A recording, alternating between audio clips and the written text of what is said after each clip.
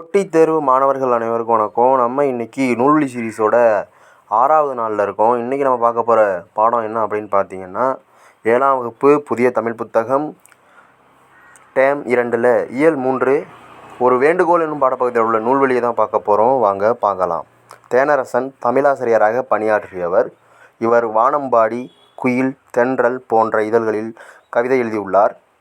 இவரது கவிதைகளில் சமுதாய சிக்கல்கள் எள்ளல் சுவையோடு வெளிப்படும். மண்வாசல், வெள்ளை ரோஜா, பெய்து பழகிய மேகம் ஆகிய கவிதை நூல்களை எழுதியுள்ளார். இப்பாடப்பகுதியில் உள்ள கவிதை பெய்து பழகிய மேகம் என்னும் நூலிலிருந்து எடுத்து தரப்பட்டுள்ளது. இதில் எத்தனை ஒன்வரி லைன் இருக்குது அப்படிங்கிறத பார்க்கலாம். தேனரசன் தமிழாசிரியராக பணியாற்றியவர், இது ஒன்று. இவர் வானம்பாடி, குயில், தென்றல் போன்ற இதழ்களில் கவிதை எழுதியுள்ளார். இது ரொம்ப முக்கியம். எந்தெந்த இதழில் கவிதை எழுதியுள்ளார் அப்படின்னு கேட்பாங்க. வானம்பாடி, குயில், தென்றல் போன்ற இதழ்களில் கவிதை எழுதியிருக்காரு. இவரது கவிதைகளில் சமுதாய சிக்கல்கள் எள்ளல் சுவையோடு வெளிப்படும். சமுதாய சிக்கல்கள் ஒரு சுவையோடு வெளிப்படும் அப்படின்னு சொல்லியிருக்காங்க இவரது கவிதைகளில். இவர் மண்வாசல், வெள்ளை ரோசா, பெய்து பழகிய மேகம் ஆகிய கவிதை நூல்களையும் எழுதியிருக்காரு. என்னென்ன கவிதை நூல்கள் இதையும் பார்த்துக்கோங்க.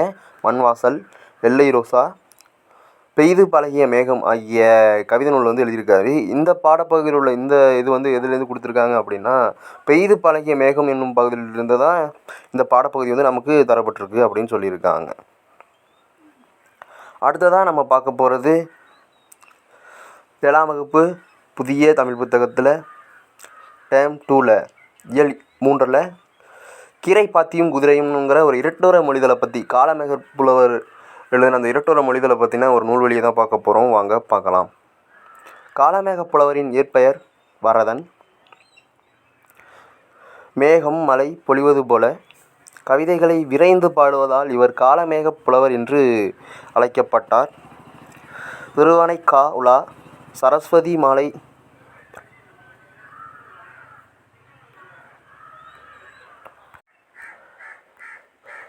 பரபிரம்ம விளக்கம், சித்திரமடல் ஆகிய நூல்களை எழுதியுள்ளார். இவரது தனிப்பாடல் திரட்டு என்னும் நூலில் இடம்பெற்றுள்ளன.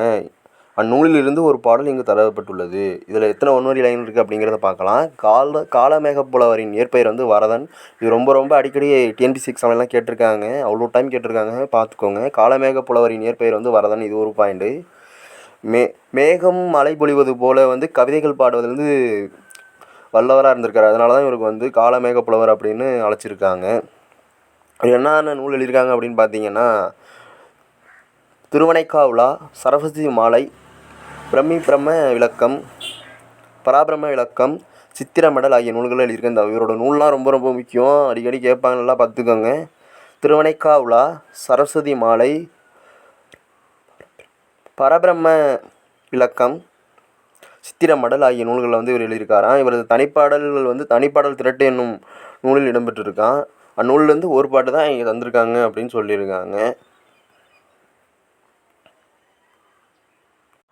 அடுத்ததாக நம்ம பார்க்க போகிறது 7ஆம் வகுப்பு டேம் 3ல் இயல் 1ல் விருந்தோம்பல் என்னும் ஒரு பாடப்பகுதியில் உள்ள நூல்வழியை தான் பார்க்க போகிறோம். வாங்க பார்க்கலாம்.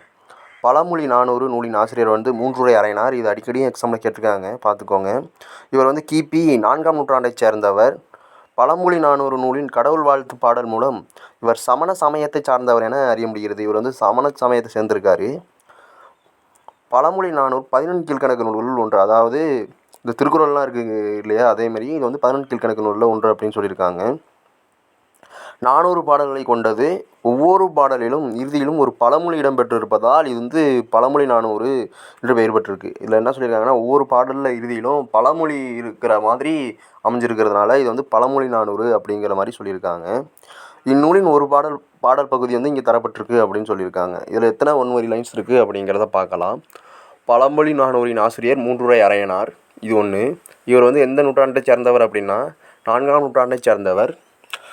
பழமொழி 400 கடவுள் வாழ்த்து அந்த பழமொழி 400 உள்ள கடவுள் வாழ்த்து மூலம் என்ன அறிய முடிகிறது அப்படின்னா, இந்த மூன்றுரை அறையினார் சமண சமயத்தை சார்ந்தவர் என்பதை அறிய முடிகிறது அப்படின்ட்டு இருக்காங்க. பழமொழி 400 11 கீழ்கணக்கு நூல்கள் ஒன்று அப்படின்னு சொல்லியிருக்காங்க. இது 400 பாடல்களை கொண்டதாக இருக்கிறதுனாலையும் இந்த பாடல்களில் கடைசி வரி பாடல் வரி வந்து பழமொழி இடம்பெற்றிருக்கிறது போல அமைஞ்சிருக்கிறதுனாலையும் இது வந்து பழமொழி நானூறு அப்படிங்கிற மாதிரி சொல்லியிருக்காங்க. அதுலேருந்து ஒரு பாடல் பகுதி தான் நமக்கு பாடப்பகுதியாக கொடுத்துருக்காங்க அப்படின்னும் சொல்லியிருக்காங்க.